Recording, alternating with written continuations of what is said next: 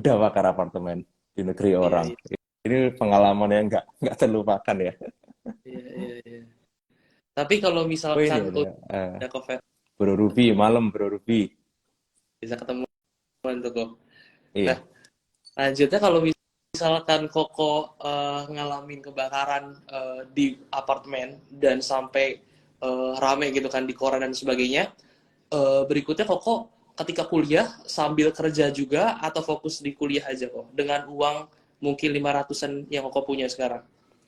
Waktu itu aku berhenti kuliah setahun full di Jerman. Jadi kerja serabutan di pabrik itu Senin sampai Jumat di pabrik kan. Sabtu minggunya cuci piring itu full aku setahun, hampir setahun itu aku nggak kerja sama sekali. Sementara di Jerman juga kerja full time itu cuma boleh 120 hari atau 4 bulan kan.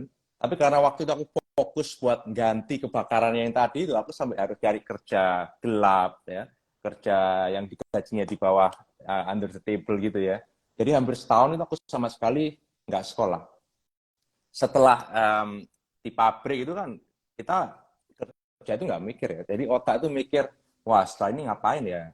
Apa aku tetap melanjutin yang S2 informatika tadi, atau benar-benar mulai lagi dari awal, mulai lagi jadi anak yang benar. Maksudnya di Indonesia aku dari anak yang suka main game ke benar-benar orang yang serius kuliah, serius kerja gitulah. Jadi itu benar-benar waktu itu turning pointku ya, gara-gara bakar apartemen ini.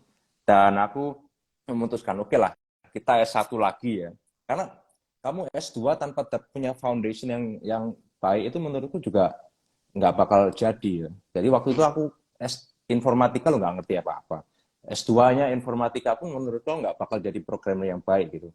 Jadi waktu itu aku memutuskan, oke aku merasa passionku lebih ke business management, lebih ke finance. Aku mulai lagi S1 di Jerman. Mulai lagi kuliah setelah setahun nggak kerja, setelah setahun kerja serabutan itu. Tapi kan duitku banyak nih. Setelah setahun kerja di pabrik cukup buat membiayai studiku lagi yang di yang S1 yang kedua itu ya. Iya, iya. Tapi kalau misalkan Mhm. Koko jump back to this topic, kalau misalnya Koko sekarang lihat orang-orang yang lagi nonton ini, sebetulnya mereka apakah perlu untuk mungkin S1 dan S2 atau cukup S1 saja kalau dari Ko Irwan sendiri? Tergantung sih. Kayak aku misalnya aku kan S1 di Jerman itu nggak terlalu perusahaan nggak terlalu ngelihat ya apa yang ada di CV kamu itu cuma cukup membawa kamu ke interview ya. Setelah di interview itu tergantung kamu sendiri gimana kamu mengkomunikasikan skill-skill yang kamu punya, apa yang kamu tawarkan ke perusahaan, sampai kamu bisa meyakinkan perusahaan buat nge-hire kamu, itu kan tergantung ke CV-mu ya, apakah itu S1, S2. Tapi begitu kamu udah di perusahaan, udah masuk, udah dapat kerjaannya, I don't think it's relevant anymore, your degree ya. Mau kamu S1, S2, S3, S-teler, nggak ngefek. Iya, Orang ngelihatnya iya. apa hasil kerjamu, gimana kamu itu bisa promote hasil kerjamu di perusahaan. Jadi nggak cukup cuma gelar aja, tapi gimana harus kita juga bisa buktiin dari karya atau hasil yang kita kita punya gitu ya, dari skill yang kita punya ya. Nah, kok Betul, gelar kalau itu cuman sebagai tiket masuk ke perusahaan aja. Begitu kamu masuk di perusahaan, udah masuk di dalam, tergantung skill. nah pas lagi Koko udah selesai dari Hmm? S2 bisnis informatika itu, Koko berarti langsung kerja di perusahaan Jerman dengan posisi yang lebih baik ya berarti ya setelah itu. Aku nggak S2 ya, aku S1 dua kali. Jadi Oh, S1, oh, S2 yang informatika itu aku cut, nggak kuliah nggak lanjut, aku ngambil S1 lagi di business management, waktu itu fokus di finance. oke. Terus waktu di studi itu kita ada, kalau di Jerman itu selalu ada semester, satu semester buat praktikum. Praktikum itu kayak magang, satu semester. Nah, waktu itu aku mesti nyari kan, karena jurusanku International Business Management, disuruh nyarinya ya ke perusahaan internasional. Sorry kok, Koko berarti Um, 4 tahun ya S1-nya ya. 3,5 tahun kalau di Jerman. Ada Oke. yang 3 tahun, ada yang 3,5 tahun. Kebetulan programku 3,5 tahun karena memang ada satu semester wajib buat ini apa buat internship ya. Dan waktu itu aku dapatnya di Adidas. Ya itu pertama kalinya aku ada touch point sama Adidas gitu. Terus tadi lanjut berarti dari S1 terus habis itu S1 lagi international Mhm. business, akhirnya Koko ada kesempatan buat internship tadi ya di Adidas itu. Betul, Jadi betul. setelah internship Dan selesai lanjut lagi berarti gitu. iya, aku waktu itu sempat setelah internship selesai, aku masih ada 2 semester lagi kan. 1 semester karena programnya internasional, aku harus ngambil semester abroad. Oke. Jadi semester di luar negeri, waktu itu aku ngambil di Cina, di Universitas Xiamen, 1 semester. Baru semester terakhir ada skripsi ya buat nulis tesis. Terus ya itu waktu aku ke Cina itu aku udah terus balik lagi ke Jerman karena ada 1 semester lagi buat skripsi kan, masih belum lulus kan. Hmm. Tapi sama bosku yang sebelumnya ditelepon nih, kamu nganggur kak? Gitu. Ini masih belum lulus, masih ada 1 semester skripsi nih. Tapi sama dia udah, kamu langsung aja kerja Waduh. ke Adidas karena waktu itu timnya merasa waktu itu aku waktu di internship ada satu project yang kebetulan sukses. Jadi mereka merasa, wah ini kebetulan ada posisi kosong, open position. Mereka merasa aku good fit lah di posisinya. Jadi aku dipanggil langsung. Jadi aku belum lulus, masih ada 1 semester lagi nulis skripsi ini.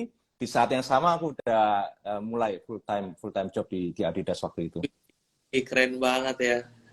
Keren banget. Ya, ya antara keren ya hoki. Hmm. Ya ini yang aku mesti apa? Yang aku mau ngasih saran-saran juga ke teman-teman ya. Um, kalau kita magang itu benar-benar bakal membantu banget buat kita nantinya dapat kerja. Karena kenapa? Satu, kamu udah um, paling enggak tahu orang itu kerja di kantoran itu kayak gimana sih.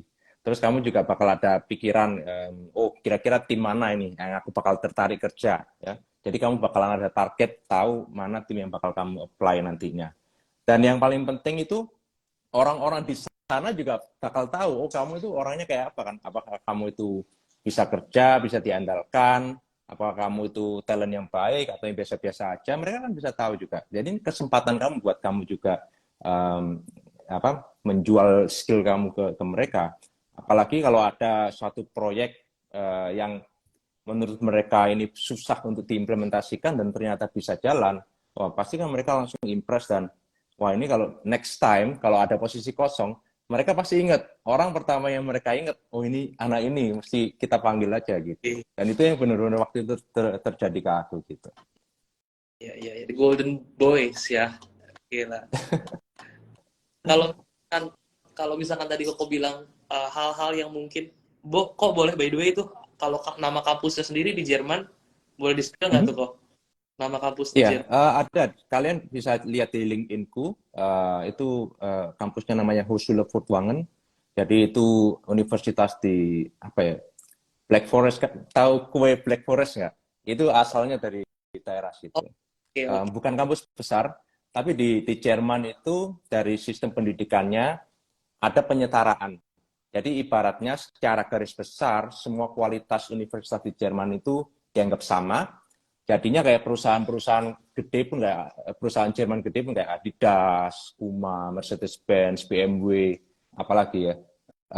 Mereka itu nggak membeda-bedakan antara lulusan mana karena mereka udah diyakinkan oleh Kementerian Pendidikan ini kalau hampir semua pendidikan di Jerman itu kualitasnya kurang lebih sama gitu ya.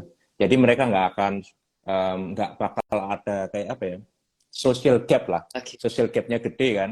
Kalau mereka cuma mau nerima um, yang mereka cuma mau nerima dari universitas yang ini atau yang itu. Kalau di Indonesia kan UI, UGM, apa itu kan ITB. mereka carinya cuma dari itu ya. Ibaratnya universitas yang lain nggak laku dong.